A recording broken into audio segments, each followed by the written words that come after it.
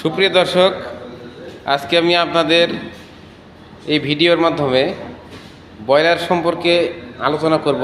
বিশেষ করে বয়লারের ভিতরে আসলে চেম্বারগুলি কেমন এবং ভিতরে কি থাকে আসলে সেটা দেখাবো।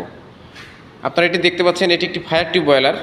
আমরা সব অনেকেই জানি যে ফায়ার টিউব বয়লার কাকে বলে, যে বয়লারে টিউবের ভিতরে আগুন থাকে এবং তার বাইরে হচ্ছে পানি থাকে, তাকে ফায়ার টিউব বয়লার বলে। তো ইতিমধ্যে বয়লারটি খোলা হয়েছে, দেখতে পাচ্ছেন সামনের অংশ টিউবটি অলরেডি পরিষ্কার করা হয়েছে, টিউবের ভিতরে ব্রাশ দিয়ে পরিষ্কার করা হয়েছে। ঠিক আছে, এটা হচ্ছে ওয়্যার ব্রাশ দিয়ে পরিষ্কার করা হয়েছে। আমি আপনাদের ব্রাশগুলো দেখাচ্ছি। এই ব্রাশগুলি পাইপের মাথায় সেট করে এই টিউবগুলোর ভিতরে ঢোকানো হয়, ঢুকিয়ে পরিষ্কার করা হয়। তো আমি এই চেম্বারের বয়লারটির পিছনের দিকে, চেম্বারের ভিতরের দিকে আমি দেখাবো।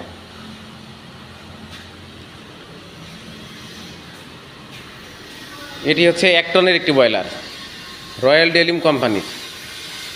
তার মানে হচ্ছে ঘন্টায় এটির এফিসিয়েন্সি যদি 90% হয়, তাহলে ঘন্টায় 900 কেজি স্টিম উৎপাদন করতে সক্ষম এই ফায়ার টিউব বয়লারটি। দেখুন দর্শক, এর ভিতরের চেম্বারটি কতটা পরিমাণ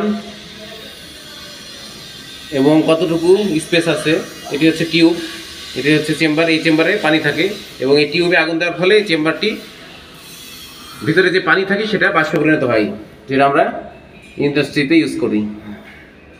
দেখুন, এর ভিতরে কাজ করা কিন্তু খুবই কষ্টসাধ্য একটি ব্যাপার, এবং আমার 2 জন টেকনিশিয়ান কাজ করছে, তারা একবারে কালি মেখে অন্ধকার, তাদেরকে আমি চেনা যাচ্ছে না। এখানে লাইট দিয়ে ভিতরে চেম্বারটি আমি দেখানোর চেষ্টা করছি। অলরেডি পরিষ্কার করা হয়েছে, এখানে কালিগুলো এটা দেখতে পাচ্ছেন, অনেক কালি বের হয়েছে। হ্যাঁ, এই মুখের অংশটি, এই অংশটি এটি দ্বারা আবদ্ধ করা থাকে, এটি খোলা হয়েছে। এটি হচ্ছে ডোজিং পাম্প। তো আশা করছি যারা বয়লারের ভিতরে আসলে কি থাকে, কীরকম দেখতে, অনেকে হয়তো বা দেখেন নাই, বই পুস্তকে পড়াশোনা করেছি আমরা অনেকেই, যারা ইঞ্জিনিয়ারিং পড়েছি বা পলিটেকনিকে, তারা আজকে আশা করি বুঝতে পারলেন ভিতরে কীরকম থাকে। ধন্যবাদ সবাইকে। সালাম আলাইকুম।